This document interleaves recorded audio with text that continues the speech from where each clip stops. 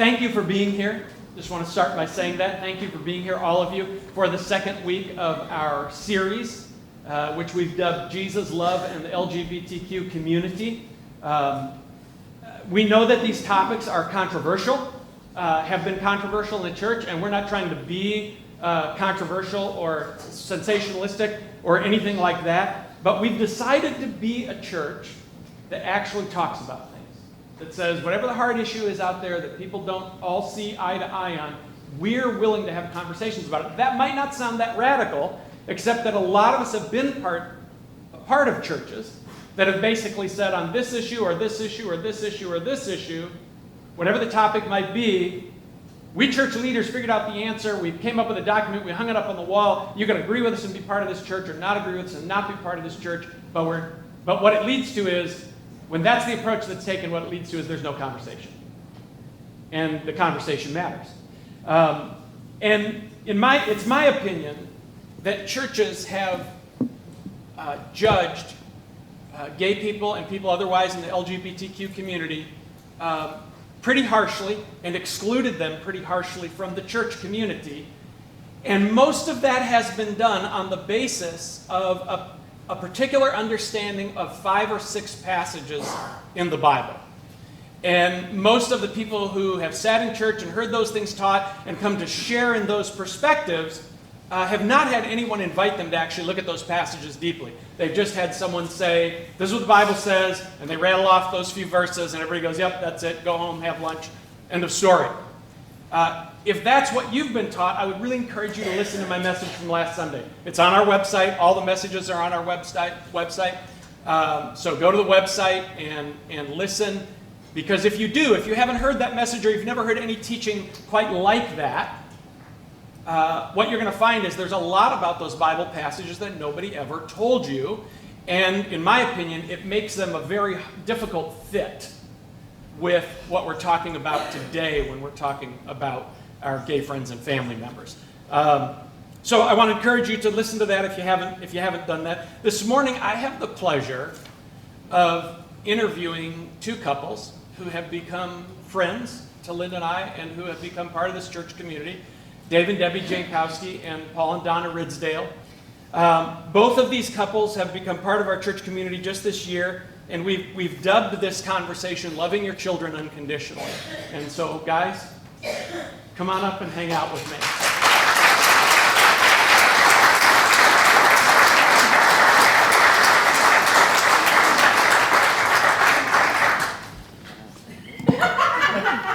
You each get a microphone to share. So hopefully in your years of marriage you've learned to share as couples.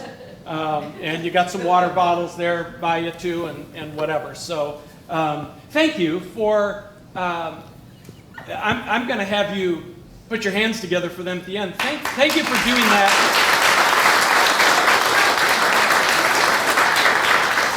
And I said this to you guys this morning, Dave and Debbie, and to Casey and Jackie. I think it's a brave thing to be willing to come and talk about this piece of life in your family together. So first of all, just thank you to the 4 of you for doing this. And before we jump in, I kind of want to just let everybody get to know you guys a little bit, because you're newer to the church community, so people haven't all met you or don't know you. So how long has it been? You guys kind of showed up at LifeSpring at the same time. When was that? I'm bad on dates. Is it 4 or 5 years ago? 4 or 5 years ago. You're as good at chronology as I am, Paul. I don't know, January? December, okay. January? Okay, so less than a year, just this year. And Dave and Debbie, tell us a little bit about you guys. Just whatever you want to tell us. Like, I don't know. We'll get to talking about your kids, but marriage, work, life, whatever. Apparently he's sharing with me now. Oh, he's making you talk. Yeah. We've been married 11 years. Yes, 11 years. So we're a blended family. I have 2 sons, and Dave has 3 daughters. And we live in Plainfield for the last 7 years. And we found a church in 2013. The Catholic Church wasn't doing it for us anymore, so we found a non-denominational local church. and we were there for 8 years, maybe 9. We were on staff for 5. And we have 3 grandkids. Which is a beautiful, speaking as a grandparent, which is a beautiful thing. It's the best. And Paul and Donna, what about you guys? I mean, we know you're Canadian, eh? You know I had to do that, right? Yes, So, yes. What else can you tell us about you guys? Well, we've known each other since the 5th grade, and Oh my gosh, we've been so we know each other's secrets. Yeah, 20 years. 20 years. Yeah, That was good. we've been married 33 years. I have 2 kids. We adopted our first child when we were married about 9-10 years. She's 24 and lives in Sarasota. She's going through a degree in social work. And then about 18 months after that, we adopted a second child, and she started her career this week, Wednesday, in labor and delivery at Northwestern here in Chicago. So, and Donna and I run a business together, started back in 2015, and love being around the church, and I'm glad that you're brave enough to have this discussion. Brave or stupid, one or the other, right? So, thank you, guys, for just giving us, a little peek into, kind of where you come from and who you are. So, we're having this conversation today in this series because you as couples, you have children who are gay. And Paul, on the left, that's you and Kelsey, right? Yes. And then on the right, Dave, that's your daughter Casey, right? And her wife Jackie, right? Who, I just may as well say it, who are here this morning with us. And yeah. And so between you actually have 3 children who are gay. And I want people to hear some of your stories, because as we've been saying for a while around here, and we said it, you were part of the group that came and shared with our Crux community some months ago. And, we've taken to saying around here, when you hear people's stories, it's harder to abstract all this as an issue and say, oh, this is an issue to argue about. You realize, well, this is people's lives, It's not an issue. Yeah. And so, so Don and Paul, let's start with you guys. Or you know what? Let's not even worry about that. I'm going to let you guys decide who's going to talk. Here's the thing that I think a lot of people just wonder about as I don't know that it really is germane to where we all come out on an issue like this, but I think it is something that people wonder about if they have not had this experience, and that is, how did you find out that your child was gay? Was that something that you kind of thought maybe was the case? Was it something you didn't know until they told you? And what was that experience of beginning to talk about that as parent and child? What was that like? Is that okay? Yeah. All right.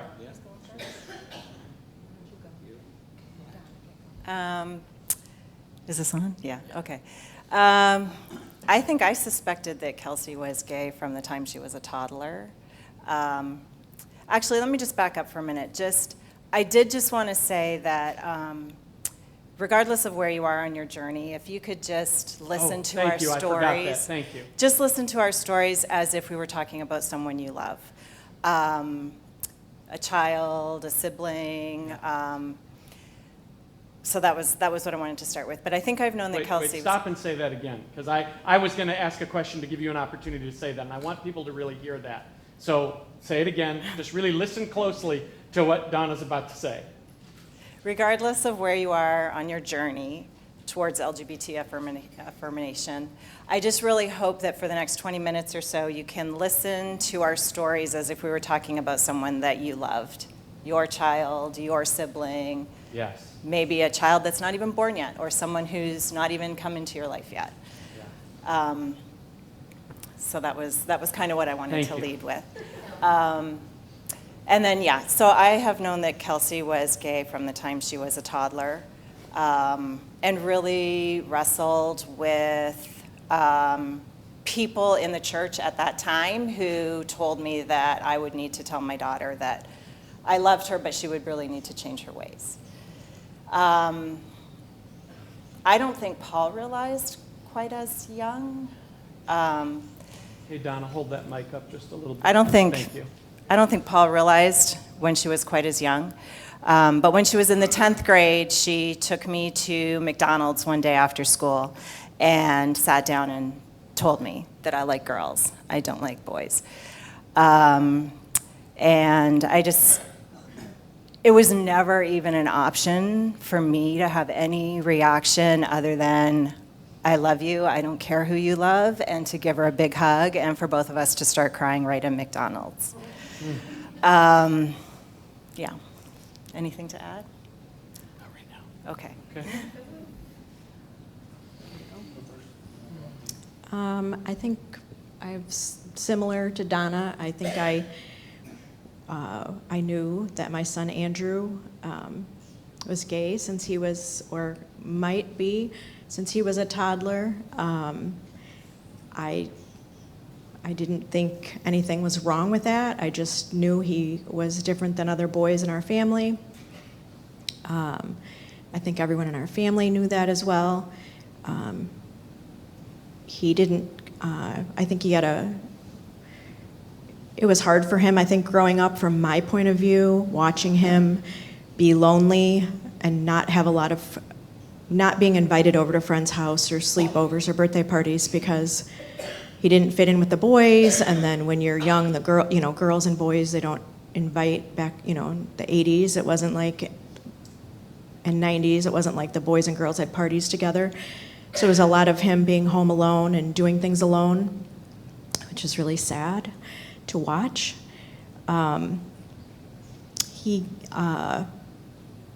I waited for him to come out. I didn't want to force anything. I wanted that to be his story and decision.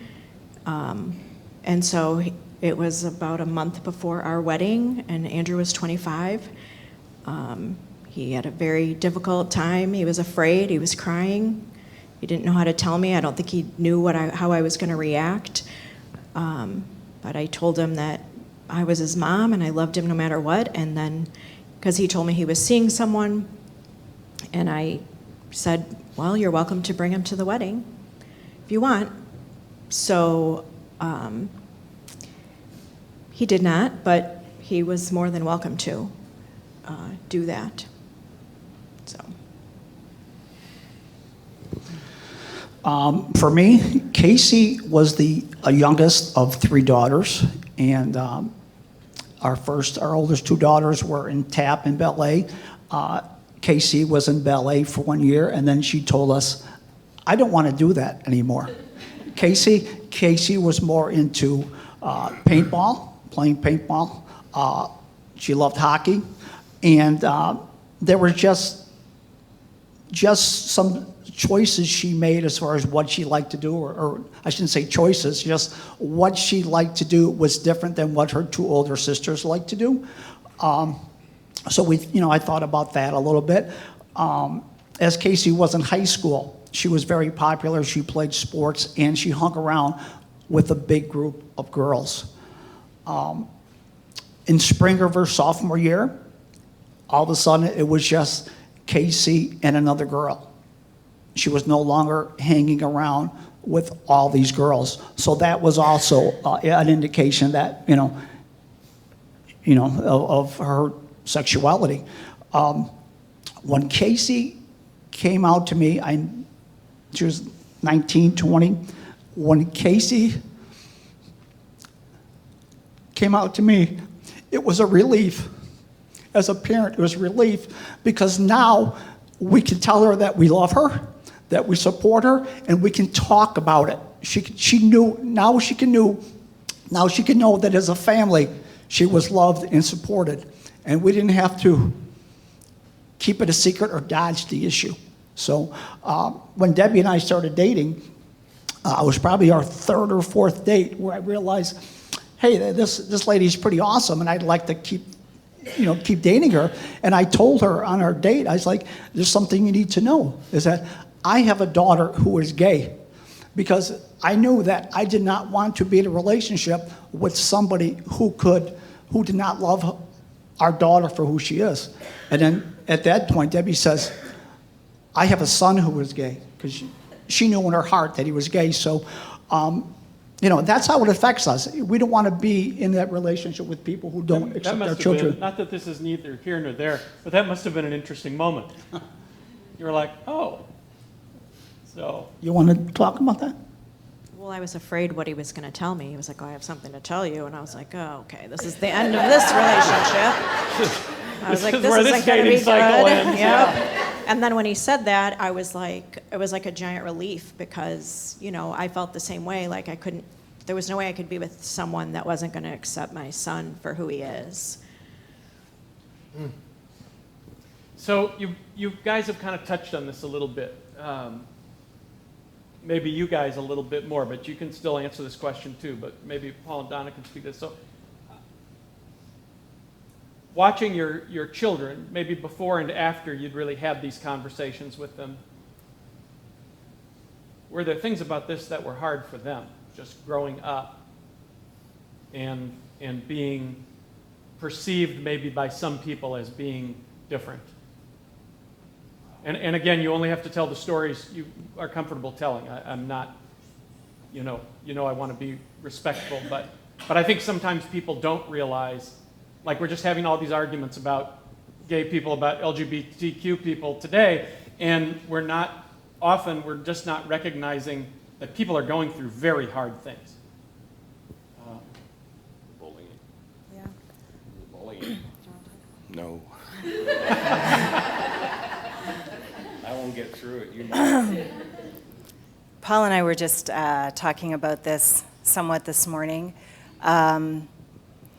We both had like really great, actually, high school experiences. He and I, we went to the same high school. And if our high school was having a reunion, we would go in a heartbeat. The same is not true for my daughter. She ate lunch in the guidance counselor's room for 3 years because the cafeteria wasn't a safe place. We've been to court for bullying. She moved out of the state of Illinois to get away from these people, to drive past that building. And she has no good memory from high school. She's hoping to make better memories in college, but it's heartbreaking. It's heartbreaking to watch. And because her younger sister is only 18 months younger than her, that sister doesn't have good memories of high school either. So it's been really hard. It's been really hard. And it does a number on your mental health. She has been in counseling. She still is in counseling. But to hear you're not worthy and to be called a lot of just really inappropriate words, if you hear it time and time and time and time again, you start to believe it and you start to feel unworthy. And it's sad to say that this was not that long ago. She graduated in 2017. So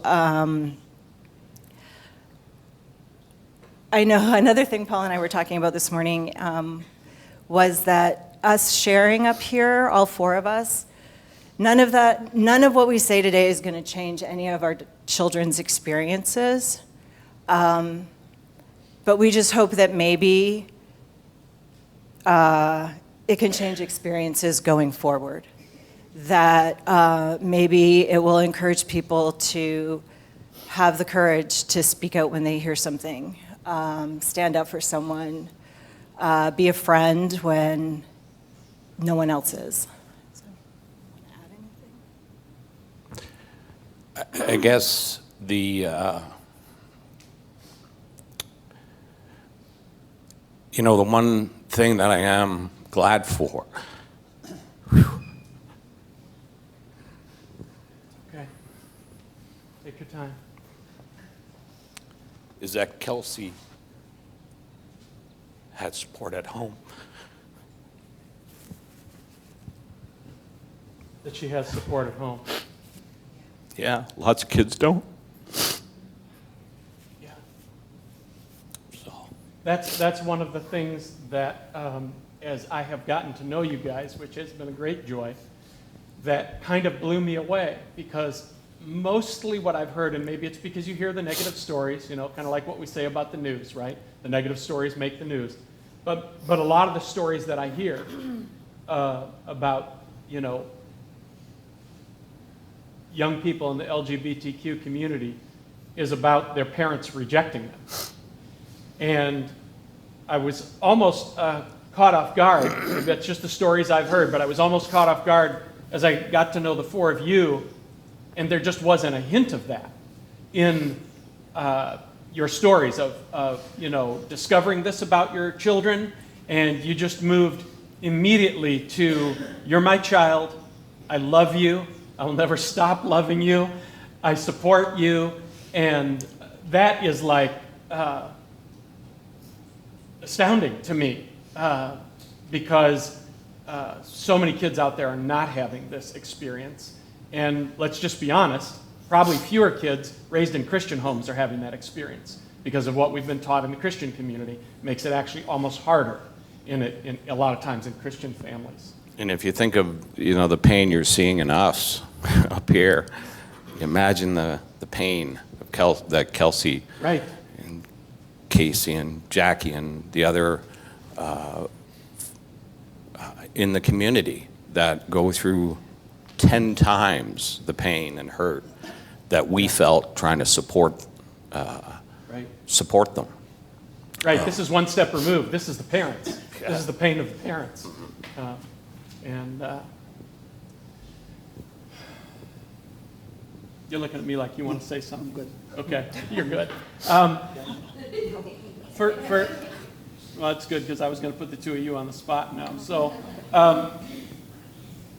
with Casey and with Andrew, hard things for them, growing up and having to navigate this, that you don't have to, whatever. That's a great question, because on our journey, the journey that the four of us have been on together, and then Debbie and I as parents, we've heard a lot of stories. We've heard of the pain that people in the LGBTQ community have gone through. And I talked to Casey about 6 months ago, and I said, you know what? I've heard all these stories. I have yet to hear yours, because I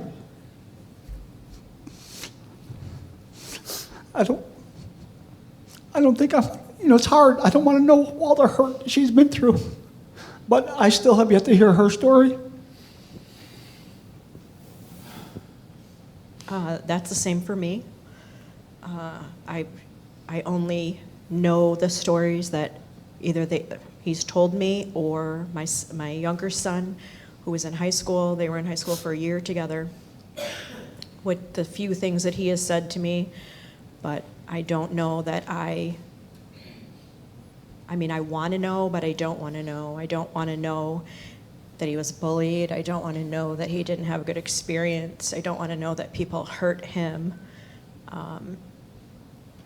I already have those thoughts that that's happened, but not actually knowing saves me from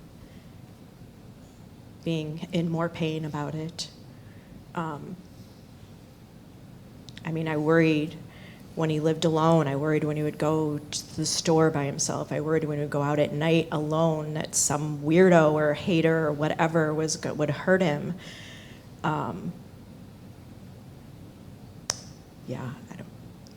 Yeah, there's a lot of, I think I'm an optimist by nature. Those of you who know me know I'm an optimist by nature, so I always want to think that, everything is always getting better, the world's becoming a kinder, gentler place, but there's still a lot of hate in the world. I remember when we were having dinner just the other night, I remember you, Paul, talking about Kelsey and saying she's adopted, biracial, and gay, right? And so, for people who have hate, there's some reasons in there to, and so it becomes a very hard road. And you're right, Debbie, I've had that same experience where somebody close to me, maybe not exactly the situation, but has experienced a lot of pain, and there's a part of me that's like, I don't know if I want to hear all these stories because that's going to be an extremely difficult thing. Probably as our hearts get bigger, we ultimately say to the people in our lives, tell us the stories, and we'll mourn with you all the way through to the other side of goodness and love and laughter. But it's difficult to watch the pain of the people that we love the most. Kind of as an aside, I want to throw a question out to you guys, and I'm sure probably you know what they say about opinions, and probably everybody has one. But when I was in the early years of my faith, I became a Christian. I was a drug addict who became a Christian at 15 years old in 1976. So by the time Linda and I got married in 1982, I was deep into my Bible, deep in a Jesus-loving church, growing in my faith, and just absorbing everything Christian I could find on the landscape. So some of you are old enough, if you took that similar journey in the 80s, the 90s, you'll when I say that I was listening on the radio to people like, James Dobson and Pat Robertson and D. James Kennedy. Some of you will go, oh, I know those names, And in the 80s, as I was listening to those big name Christian personalities, some of them psychologists, some of them preachers, on the radio, they were all saying one thing that was the same to their national Christian audience. They were saying, nobody is born gay. Everybody who is gay has chosen this lifestyle as a direct act of rebellion against God, and they need to repent and change and be heterosexual again. I drank that for a long time. I want to know what you guys think about that as parents. You have a unique perspective as parents. I think what the four of us talked about at dinner was, I don't think any of our children woke up one day and says, hey, I choose to be gay because that's going to make my life so much better and so much easier. Like we shared earlier, Casey growing up. Because in our culture, it hasn't made anybody's life easier. Right, correct. Just growing up, just the way, I don't want to say the choices she made, but what she was drawn to. For me, I knew it was never a choice. It's just the way she was born. All three of my daughters, Melissa, Carrie, and Casey, were all conceived and brought up in a loving Christian home. Casey was raised no different than my other two daughters. It was never a doubt in my mind that it was a choice, but it's the way God had made her. And if I can add to that, for all the pain that she's been through, and Jackie as well, they have grown up now in a loving, monogamous marriage. What they do for a living, Jackie and Casey both work. Their jobs they work with children and adults with special needs and disabilities, and their jobs are about inclusion. So that's what they do for a living. People who have been excluded have chose fields and careers where they make sure everyone is included. Good for you guys.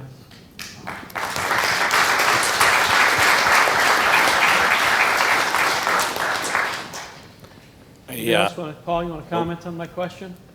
I think for Donna and I, we had really two different roads. Donna sometimes calls herself a recovering Presbyterian, and I didn't grow up in church. I came to church very late, and sometimes I thought that was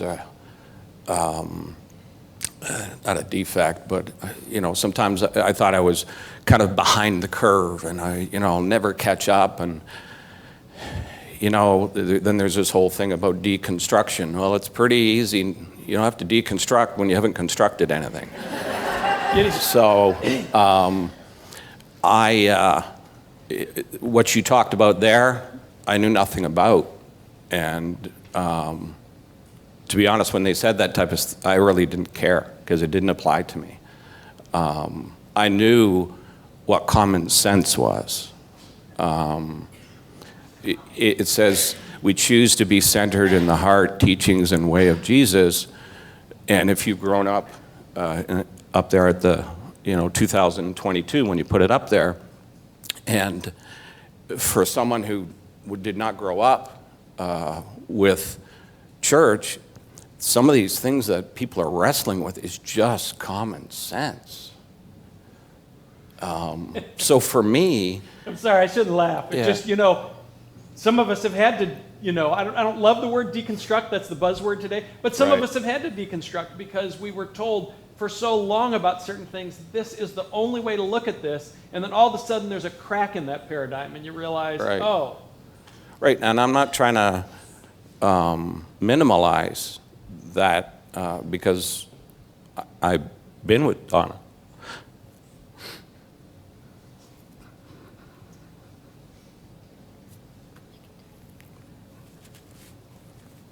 On that journey, and she's just so brave.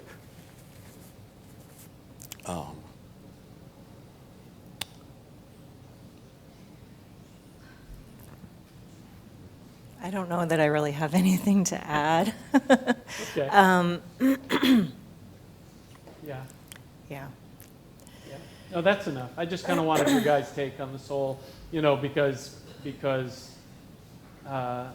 that's been sort of step one for some of us, because we were told, right? There's really no such thing as a gay person.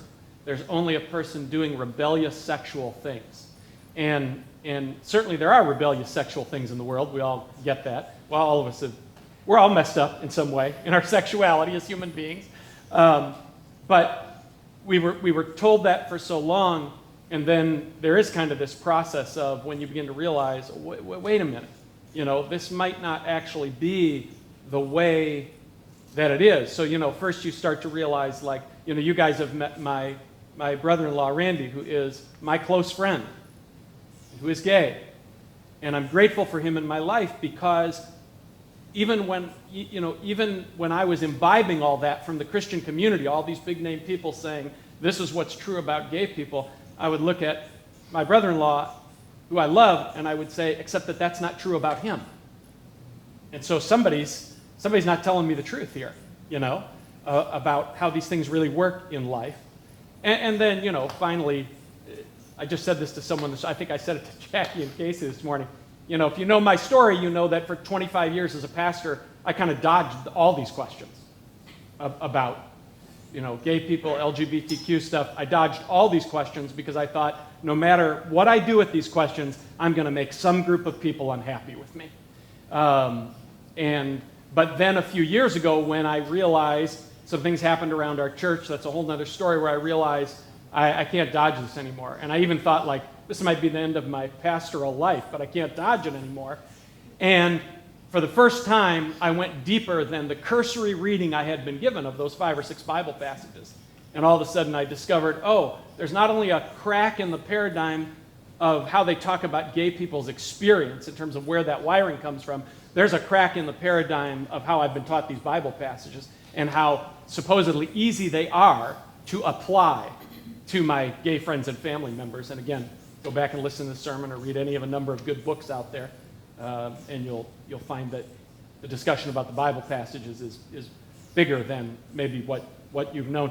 One thing I want to throw out there, we chatted about this a little bit the other night, and Donna, you kind of reminded me, like, this needs to be put out there. So one of this, I want to talk a little bit about statistics, because these statistics represent real people, and in this case, I'm going to share with you some statistics about young people, about youth in the LGBTQ community. Now, one of the statistics you'll hear quoted, and you'll hear different numbers, is that kids growing up in conservative Christian homes have LGBTQ youth growing up in conservative Christian homes have a much higher rate of suicide than LGBTQ youth not growing up in conservative Christian homes. That gets debated a little bit. There are studies that say, yes, that's true, studies that push back on it. I tend to think it's true because if you just think about a conservative Christian paradigm, I can't tell you how many Christian parents I know whose child have come out to them, and those parents have rejected that child. And they've rejected them because they said, God says you can't be this way. God says you're under his judgment. So that is a debatable statistic. Here's some statistics that aren't debatable. Those are what I'll share with you this morning. LGBTQ youth are 2 times more likely to commit suicide if pressured to change by a parent. LGBTQ youth are 3 times more likely to commit suicide if pressured to change by a therapist or a religious leader. So now think of all the pastors who have stood in their pulpits. Thankfully, I have never done this because I was busy dodging the issue. But think of all the pastors who stood in the pulpits with LGBTQ young people sitting in their congregation and have railed on these things about how you have to change, God didn't make you, you have to be different, and saying that God would and could change you. And that's putting that young person at 3 times a greater likelihood of committing suicide. And I was reading the account of one pastor who changed his views on these things, and I thought the way he said it, it just ripped my heart open. He said, I came to the place where I couldn't be complicit in that anymore. I couldn't contribute to those rates anymore. I couldn't be the pastor who stands up and rails on these things in the pulpit and increases the likelihood that some young person listening to me is actually going to take their life because they see no other way out. No other way out with their parents, no other way out with the church. Anyway, and then for LGBT, we hear stories all the time. In fact, a guy in our church used to work with an advocacy agency up in Wheaton, and a lot of the young people they worked with were young people who had been put out of their homes, often Christian homes, because it's Wheaton, who had been put out of their homes when they came out to their parents. So for LGBTQ youth who are rejected by their family, they are 8.4 times more likely to attempt suicide, 5.9 times increase in depression, 3.4 times increase in illegal drug usage. This is what we're doing to young people by telling them, you have to be different. And I think I skipped one of the slides. Maybe, Garrett, you can go back to it. So I don't know if you know this, but in the United States, we had a movement for 40 years called the Gay Conversion Therapy Movement. Thank you, Garrett. We have sometimes called reparative therapy. And these were Christian groups, well-meaning, and I want to say that, well-meaning, trying to do the right thing, who essentially were telling people, if you come to this group and you participate in our Bible study, our prayer, and our counseling, God will change your sexual orientation and you won't be gay anymore. So a lot of those groups started 40 plus years ago, about 50 years ago now. They eventually all came together, almost all of them came together under the banner of a parent organization called Exodus International. And for 40 years they did this ministry. Nobody changed. And after 40 years, so many people felt they'd been so psychologically harmed by this Christian movement that they confronted the leaders of Exodus International and said, you have to stop doing this to people. The leaders of Exodus decided to meet with them and hear their stories. And this is actually, I've seen the meeting on, I'll tell you about that in a minute, but I've seen the meeting on video. And at the end of that meeting, the leaders of Exodus International simply said, we'll shut it down. We're just hurting people. We're not helping people. And then a few months later, they opened their 38th annual Exodus International Conference with the announcement that they were disbanding the ministry because it had done mostly harm to people and not good. And this is a quote from Alan Chambers, who was the leader of Exodus International. No one changes their orientation. It doesn't happen. This is a guy who did this to people for 40 years, said you can change. No therapy, no ministry, no prayer meeting, no nothing. You cannot change your sexual orientation. This is the guy who for 40 years told people you can't. And I always say, if God wanted to use Christians in the church to change people's orientation, he had the biggest 40-year opportunity in his eternal lifetime. He didn't take advantage of it. He didn't change people. In fact, the majority of the leaders of those movements today are in gay relationships, back in gay relationships, because they did not change. Nobody changed. That's just reality. So you can do with that whatever you want, but it's reality. So when we say to young people, you can change, you should change, and you have to change, we're killing them. We're killing it. And the stats themselves are good to bring clarity to a situation, but humanizing it and seeing what Kelsey went through, I really don't know how those stats aren't higher. I really don't know. The strength they have to have, that Kelsey's had to have, that others have had to have, just to exist. I don't know how those stats are not higher than they are. It's pretty amazing that you look at your own daughter and you say, I don't know how those stats are not higher than they are. What do you guys think about how churches have navigated this issue in our time? And again, we know that we Christians are almost always trying to be well-meaning in the positions we take and the things we do, but that also doesn't mean we're always right about how we do things. What do you guys think about how churches have navigated this issue in our adult lifetime? Maybe the story about the connections? I'll just say for a long time I felt like I was living two lives a little bit. Like I had my persona that I put on while I was at church, and then I had my, I would say, authentic self, which was wife, mom, family, parenting an LGBTQ child. And it was hard. I mean, I felt like I couldn't be authentic at the church that I was attending. I felt like I couldn't share stories or struggles that we were going through.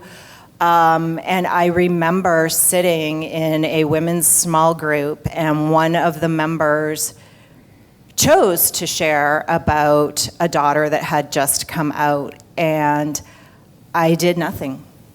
I did not say a word. And that has haunted me every day forward. And it was right then and there that I came home and said to Paul, I can't go to a church that doesn't believe my daughter has a right to exist and love who she wants to love.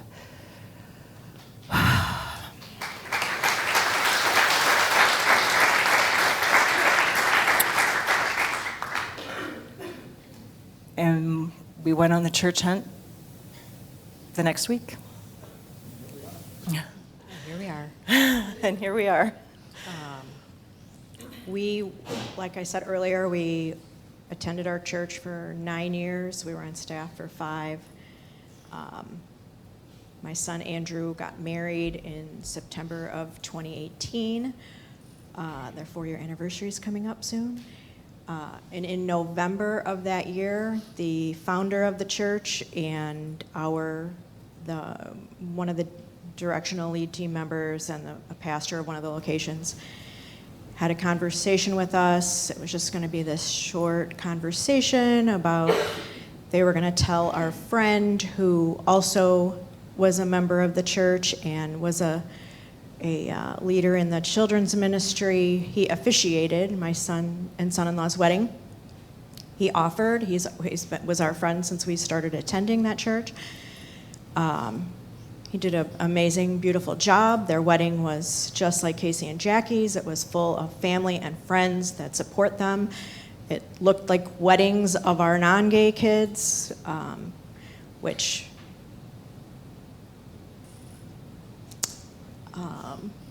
is all you can hope for when your child finds the other half to themselves, someone that makes them better, which is Brandon for Andrew. So they came to us to tell us that they were going to tell our friend who officiated that if he wanted to, that he could not officiate any other same-sex weddings if he wanted to continue to be a leader. They poked the mama bear with that one. And I said, well, my first question was, well, where do you have that written down? And have you ever had that conversation with leaders before? Like, do they know that's the expectation? And I also said, and why do you think you can tell someone what they can do outside of here? And I also said, well, if you feel that way about a volunteer, then what what do you expect from Dave and I, because we're on staff, and we are never going to say that my son's marriage shouldn't be. Like, I'm never going to say that. It's the best thing that ever happened to my son is his marriage. So they were very shocked by our reaction. We asked them, does God love our children? Yes. Are they made in the image of God? Yes. And we even asked, do you think being gay is a choice? And they said no. So then we were like literally confused why this was a conversation. And I told them that I did not want them to say anything to our friend who officiated the wedding, because I was not going to let any kind of black mark, whatever you want to call it, like anything bad related to my son's wedding. I was just not going to let them do that. Luckily, they agreed to not say anything. That opened the door to have another conversation with the founder of the church. In speaking with him, we realized that he was not open to learning anything new or thinking a different way about everything that he learned or has been teaching all those years. And for me, that was like the beginning of the end for me there, for sure, because now they were saying it and acting upon things that I knew that they believed, which was also hard for us to be there, knowing the way they felt about the LGBTQ community. Thank you for sharing all that. Another thing is, like, which we found out through our journey, is there is a huge difference between a church that is welcoming and a church that is affirming. A lot of LGBTQ community get hurt in a church that is welcoming. They think That's really interesting for you to say. Don't lose your train of thought. Okay. A lot of LGBTQ folks get hurt in a church that's welcoming. You got to explain that. Okay, you can drive down 59 or go on websites, and you'll see so many churches that say, all are welcome. We are a welcoming church. A lot of times that means you are welcome to attend, you are welcome to serve, and we kind of joke around about it, but you are welcome to tithe. And Well, you're always welcome to tithe.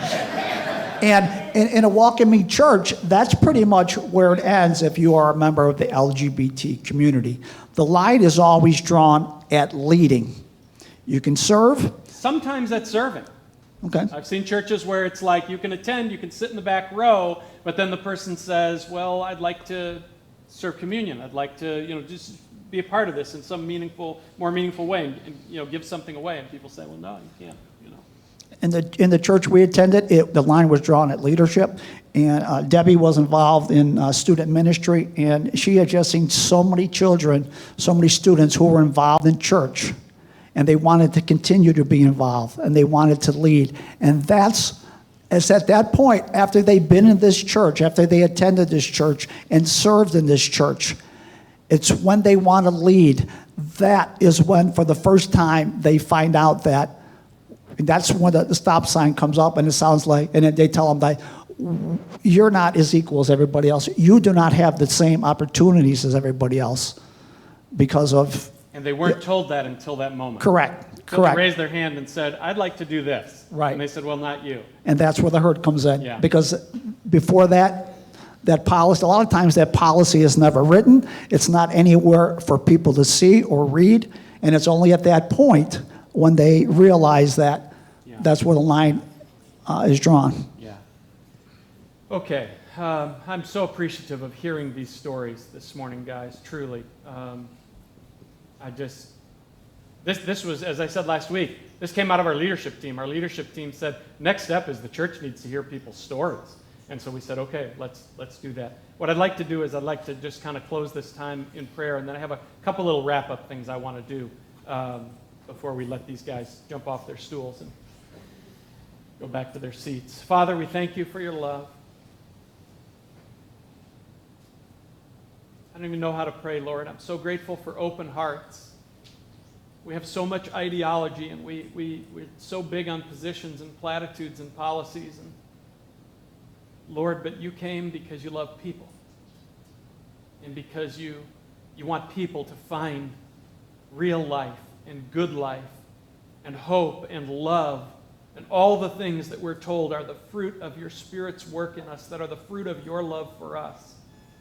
And we're thankful for these stories. It's hard to hear stories of pain, but I think these stories, as Donna said, Lord, they can bear the fruit that maybe something can be different for somebody else going down the road.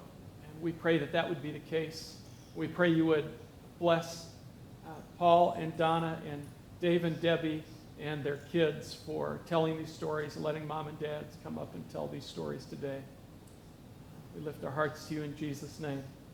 Amen. So I know some of you have probably heard some things that are new for you this morning, and I know that wherever people are at different places on this journey, so you might be like, well, that was really good to hear the stories. I don't know about this thing that so-and-so said. I just want to encourage you to stick with this series. Next week, I'm going to have a couple up here, and we're going to do another interview. And then the week after that, I'm going to be talking about a whole bunch of different questions that I think a lot of us wrestle with as we try to figure out what to do with this and what it going forward as a Jesus-centered church with these kind of questions looks like. I just want to encourage you to stick with it. If you heard something this morning that said, well, I don't know about that piece, don't bail out. Just be a listener, be a learner, be a processor. And if you're interested in learning more, I have 3 resources I want to point you to. One is the Netflix documentary called Pray Away, which is a history of the gay conversion therapy movement. If you have not watched it, watch it. I'm not saying please go watch it. I'm saying watch it. If you don't have Netflix, go knock on your friend's door and say, I understand you have Netflix. I'm here to watch Pray Away.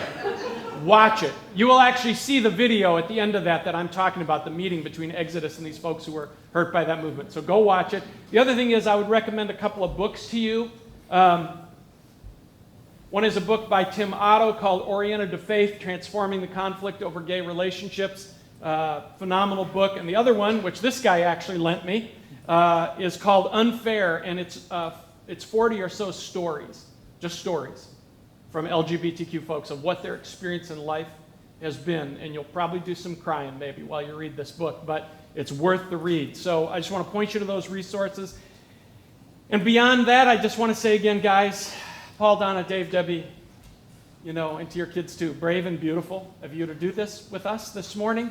I'm so appreciative to you and to your children. And Casey and Jackie, thank you for being here. It blesses me that you're here. I mean, I just want you to know that. It just blesses me that you're here this morning. Yeah. Just one more thing in closing. The 4 of us have been in a church that wasn't open to these conversations, wasn't open to our stories, the stories of our children. So we are so grateful for Pastor Fran and this journey he's leading this church on, and for everyone at LifeSpring for sitting here and listening to our stories. We appreciate it so much. Thank you. Hey, put your hands together for these guys.